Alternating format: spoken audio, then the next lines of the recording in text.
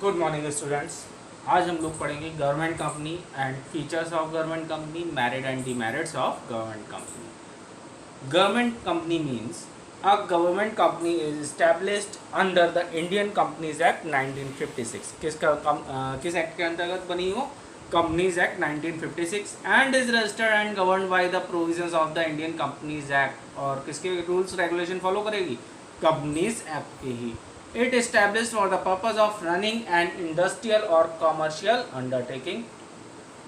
According to the Indian Companies Act 1956, a government company means any company in which not less than 51% of the paid-up capital is held by central government or by any state government or partly by central government or partly by one or more state government. Government company होने के लिए क्या जरूरी है?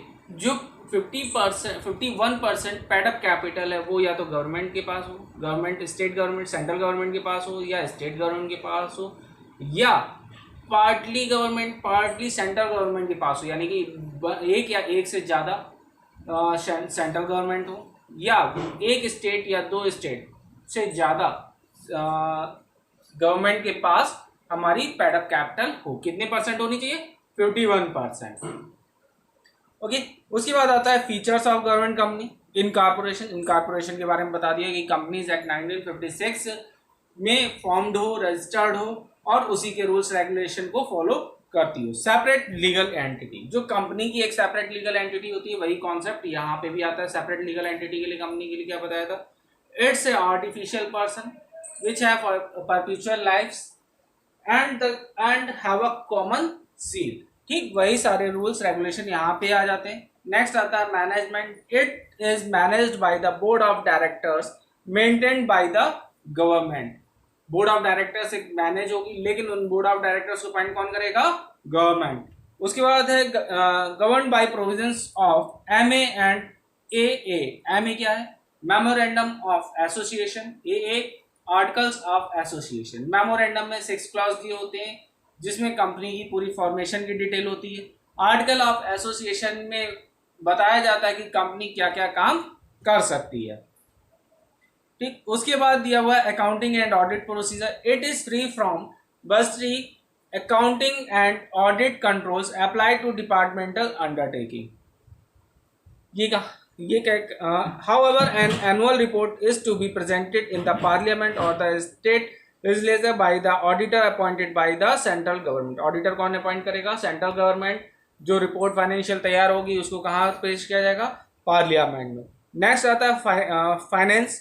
At least 51% of the capital of the company is contributed by the state or central government, while the rest can be raised from the capital market. कम से कम 51% कहाँ से हो? सेंट्रल गवर्नमेंट या स्टेट गवर्नमेंट के थ्रू, और बाकी वो कैपिटल मार्केट से अरेंज कर सकती है। उसके बाद आती है merits of government company. Easy formation. There is no need for separate legislation of the parliament for its formation. अलग से कोई रेजोल्यूशन पास करने की जरूरत नहीं होती है, ये पार्लियामेंट के थ्रू फॉर्म की जा सकती है। Operational autonomy. It enjoy autonomy in all management decision and take action according to the business.